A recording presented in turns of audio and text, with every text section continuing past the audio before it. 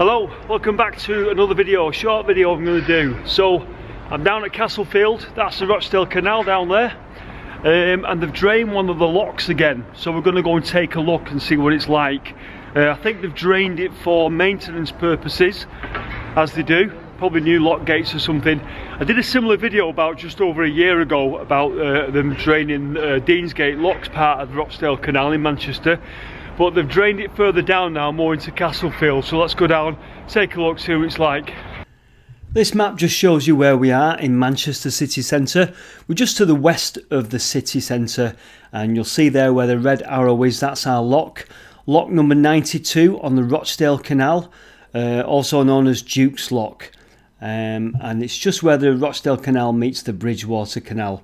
I'll just show you this picture here from the website Britain from Above. This is from the 1930s. As we slowly zoom in the 1930s, this was probably quite an industrial area, probably a mixture between being an industrial area and a bit of a rundown area, because in the 1930s the canals were in decline, obviously. Probably much nicer now than it is probably in that aerial picture, but that's where we are, where the arrow is now.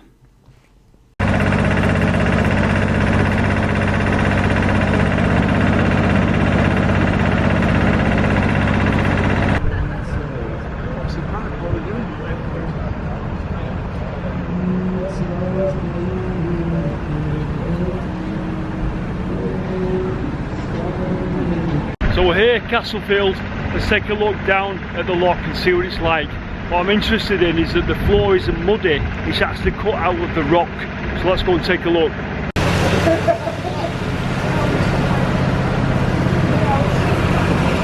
you know the little treasure that's found in there? Yeah.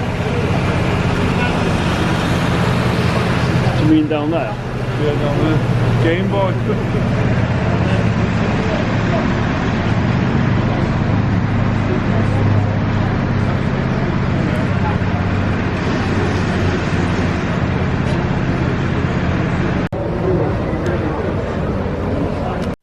So after quite a bit of speculation, we realised they probably brought that crane along by boat, and it had just lifted itself off the boat with its stabilising arms, but it had a stump for a while, to be honest with you.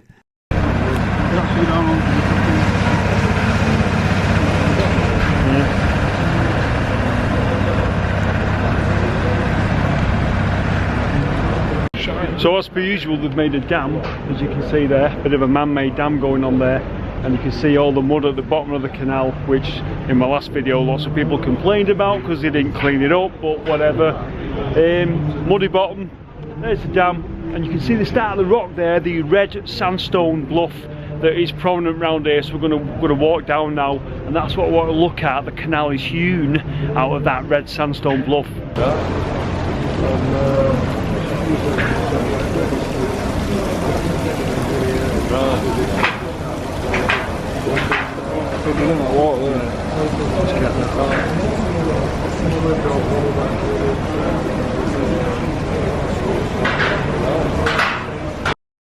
So you'll see what is interesting about this particular lock is that it's cut out of the rock, like I say, the sandstone that's abundant round here, and it's almost like a bowl, if you like, that's cut into the rock. Really fascinating once you get down there. The base was like really smooth. And you look at that rock there that you can see, reminds me something reminiscent, to be honest with you, of something out of the Grand Canyon.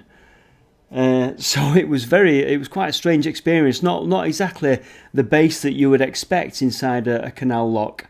And if we just take a look at this scene here, you'll see this is what they found when they were cleaning out the lock. The whole purpose of the work that they were doing, I think, was maintenance on the gates and to clean out the lock. But you'll see there a couple of an old mobile phone there, a Game Boy. Is that some sort of charger, credit card, or some sort of ID card? Tools, cup and saucer, little teddy bear. So yeah, those are the strange things that they pull out of the canal. All very fascinating stuff. Now the markings I'm about to show you on the base of the canal lock and on the side walls are some of the actual original workers' tool marks from when they dug this canal lock out. Amazingly, the canal opened in 1804. So some of these tool marks are actually about 215 years old. So it's incredible to see, you know, the marks that the actual original stonemasons made. So it really is, when you think about the timescales in this, it is absolutely fascinating.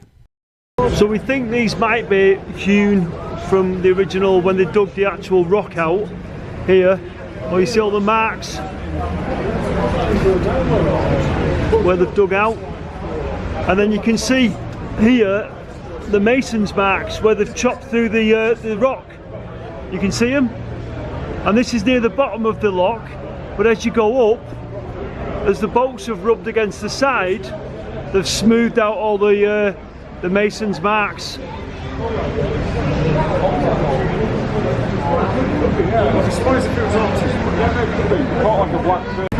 Also, if you look at the squares there, we're not quite sure why those almost perfect squares are set into the rock, the bedrock of the canal basin. Whether there were some sort of props that were in there, we're not quite sure. You'll see there's another one, possible square there as well. Really not sure, to be honest with you. If you keep getting a glimpse of these lanterns, these red lanterns, it's Chinese New Year, it's February, so that's what they're for. But obviously we were fascinated with that little bricked up arch in the bottom of the lock. There's another view of it, and if you see just beyond it there, you can see just to the right there is another arch, a bigger one.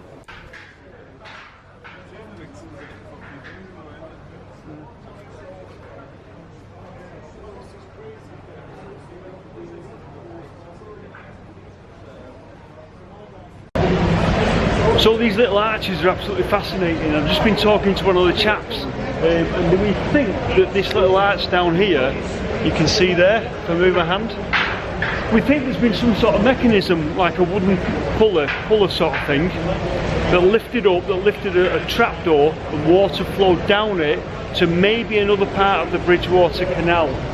Really not quite sure, a bit of a mystery, to be honest with you. And you can see there's been some mechanism there at the side of the bigger arch.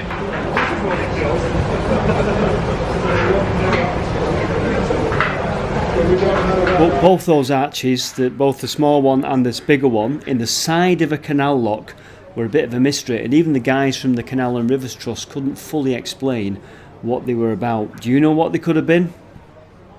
Which is massive, you know, it almost fills this lock chamber.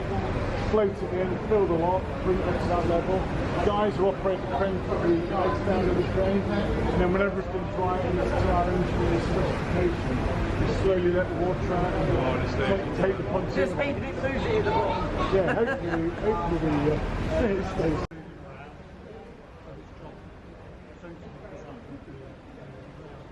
And this clip just shows the lockkeeper's cottage. It still stands there. Apparently you can hire that out on what's it, Airbnb?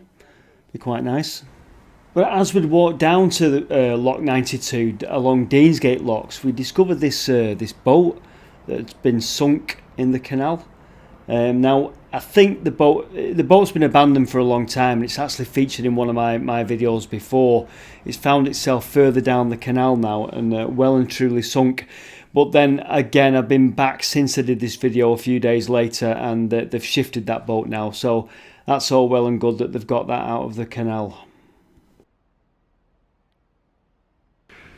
There you go, hope you enjoyed that. Just a short video. I really like it when they have those open days and they drain bits of the canal and you can go and have a look in it. It's really, the Canal and Rivers Trust do that, and it's really interesting to have a look at. I've just been thinking those archways on the side of the lock. I was thinking, if you're going to open them and let water run down, what is lower than the level of the Rochdale Canal in that area where water could run down into? And I'm just thinking, and I thought, the Medlock, the River Medlock runs in a tunnel underneath Castlefield, doesn't it? The Medlock comes along and it feeds that basin in Castlefield where the Rochdale Canal meets the Bridgewater Canal.